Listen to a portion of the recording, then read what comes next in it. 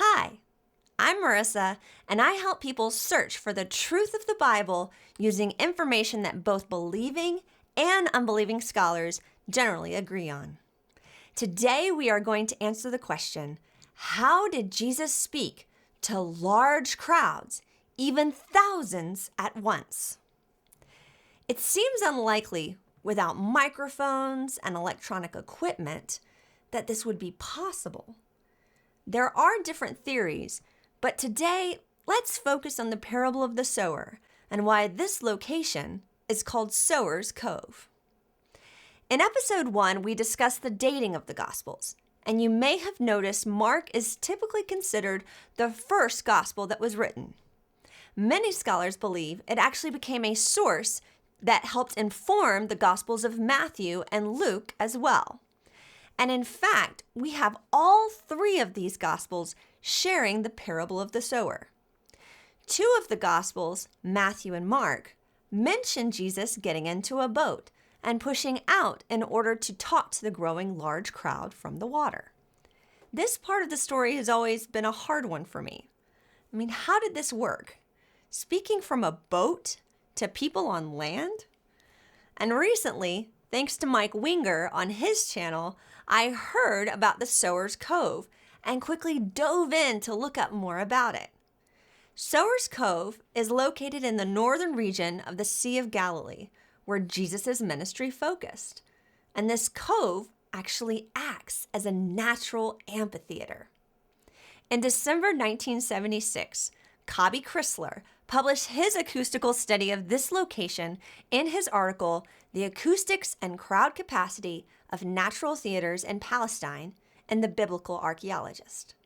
He concluded that 5,000 to 7,000 people could fit in the area below the road, and another 5,000 to 7,000 above the road on the hillside, and that the sound would carry all the way up to the top of the hill when the weather cooperates, meaning no wind, rain, things like that. You can see how the natural amphitheater even looks like other amphitheaters Rome built. How amazing God created a natural amphitheater right where Jesus would need it in the Sea of Galilee. Still don't believe me? Well, Appian Media did an experiment in this location recently in episode 7 of their series, Following the Messiah. Here's a clip of that experiment. Okay, Jeremy, I'm in position. Go ahead and read that passage and let me see if I can hear you. All right, I'm going to read from Matthew 13. That same day, Jesus went out of the house and sat beside the sea, and great crowds gathered about him, so that he got into a boat and sat down. The instant he started talking, I thought for a second he was still using the intercom. I could hear him perfectly. No doubt if I was twice as far away, I could have heard him easily. They pointed out earlier that this is not a place tours go now because it's so hard to get to. It's a very rough 45-minute hike over a ton of rocks. So I feel blessed to have found this experiment on YouTube. Thanks, Appian Media. So now that we've established how Jesus could teach this parable to a large crowd, let's take a minute to read it. I think it's especially timely because as much as I want to show you all these amazing ways scholars have helped prove the truth of the Bible in this show, sometimes it's hard to accept the truth if we haven't first considered whether our hearts are ready to accept it. So let's read the parable and take a moment to figure out how much we need to till the soil in our own hearts. From Mark chapter 4. Again, Jesus began to teach by the lake. The crowd that gathered around him was so large that he got into a boat and sat in it out on the lake, while all the people were along the shore on the water's edge. He taught them many things by parables, and in his teaching said, "Listen, a farmer went out to sow his seed. As he was scattering the seeds, some fell along the path, and the birds came and ate it up. Some fell on rocky places, where it did not have much soil. It sprang up quickly because the soil was shallow. But when the sun came, the plants were scorched, and they withered because they had no root. Other seed fell among thorns, which grew up and choked the plants, so that they did not bear grain. Still other seed fell on good soil.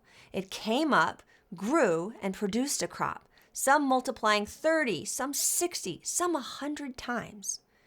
Then Jesus said, "Whoever has ears to hear, let them hear." When he was alone, the 12 and the others around him asked him about the parables. He told them, "The secret of the kingdom of God has been given to you. But to those on the outside, everything is said in parables, so that they may be ever seeing, but never perceiving, and ever hearing, but never understanding. Otherwise, they might turn and be forgiven." Then Jesus said to them, "Don't you understand this parable? How then will you understand any parable? The farmer sows the word. Some people are like seed along the path where the word is sown. As soon as they hear it, Satan comes and takes away the word that was sown in them. Others, like seeds sown on rocky places, hear the word and at once receive it with joy. But since they have no root, they last only a short time. When trouble or persecution comes because of the word, they quickly fall away.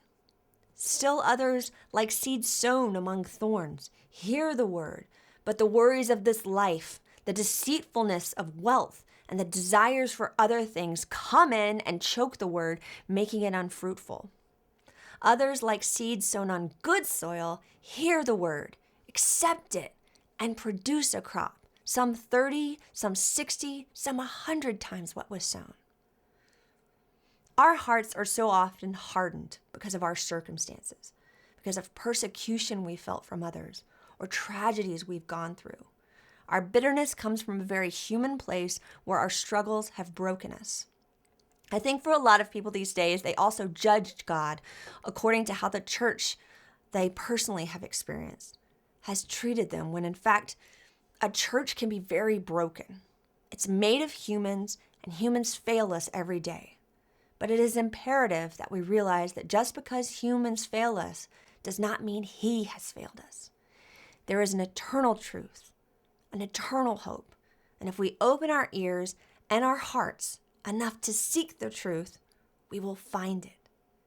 I'm presenting you with as much truth as I can by presenting answers I've personally found to some tough questions. I hope you will continue to seek that truth with me on the next episode of Search Honestly. Till next time. I know that we may still disagree, but search honestly. Search